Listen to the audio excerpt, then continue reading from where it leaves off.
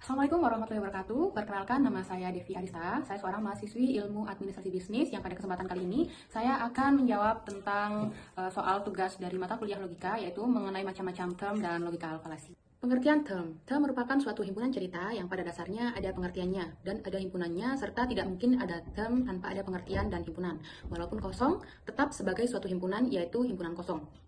Term maupun konsep sebagai dasar penalaran perlu dipelajari dan diketahui juga pengelompokannya, sehingga dapat diketahui apa fungsi masing-masing kelompok term tersebut dalam penalaran. Term memiliki banyak jenis. Yang pertama adalah term singular. Term ini sangat tegas menunjukkan pada suatu individu, barang, atau golongan, tentu yang sangat spesifik, misalnya Budi, orang itu, kelompok itu, desa, dan sebagainya. Yang kedua ada term partikular. Term ini menunjukkan hanya sebagian saja dari keseluruhan luasnya, yang artinya term jenis ini menunjukkan lebih dari satu, akan tetapi tidak semua bawahannya. Contohnya, beberapa pegawai, 4 orang siswa, dan sebagainya. Yang ketiga ada term universal. Term ini menunjukkan seluruh lingkungan beserta bawahannya masing-masing, tanpa terkecuali. Misalnya, semua orang, setiap orang, dan sebagainya. Nah, dengan memahami bermacam-macam term ini, kita dapat lebih akurat dalam membangun pernyataan yang logis. Selanjutnya, kita akan membahas tentang apa itu logical fallacy. Logical fallacy atau sesat pikir. Sesat pikir atau yang bisa disebut dengan kekeliruan terhadap prinsip dasar penalaran adalah ketika prinsip dasarnya salah, maka bisa jadi penyimpulannya juga salah. Kalaupun seandainya premis yang disampaikan tepat, tetapi kesimpulannya salah, dapat dianggap sebagai sesat pikir. Dengan kata lain, argumentasi yang mereka sampaikan tidak nyambung. Menurut Irving M. Copy, sesat pikir dibedakan menjadi sesat pikir formal dan sesat pikir informal. Pertama ada sesat pikir formal. Sesat pikir formal merupakan kekeliruan penalaran berdasarkan bentuk atau sering disebut sesat pikir logika. Contohnya, Panji biasanya pergi liburan ke pantai atau gunung, dan ternyata kali ini dia liburan ke pantai, berarti ke gunung bukan liburan. Penyimpulan seperti perbincangan di atas itu meragukan. Sesat pikir yang seperti ini sering dilakukan orang sebab mirip dengan cara menetapkan salah satu bagian kesimpulannya mengingkari. Kedua, ada sesat pikir verbal.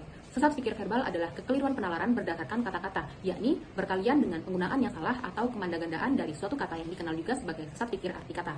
Dalam susunan pikir kategori ini, silogisme kategori yang sah hanya terdiri dari 3 konsep, yaitu konsep sebagai subjek, konsep sebagai predikat, dan konsep setengah yang menjembatani subjek dan predikat tersebut menjadi kesimpulan. Contohnya, kambing hitam adalah hewan. Lina dijadikan kambing hitam, maka Lina juga termasuk hewan. Kata kambing hitam berperan sebagai konsep tengah pada contoh di atas bermakna ganda, sehingga sesat pikir tersebut mengandung beberapa konsep, yakni kambing hitam sebagai hewan dan juga sebagai yang dikorbankan. Yang ketiga, ada sesat pikir material.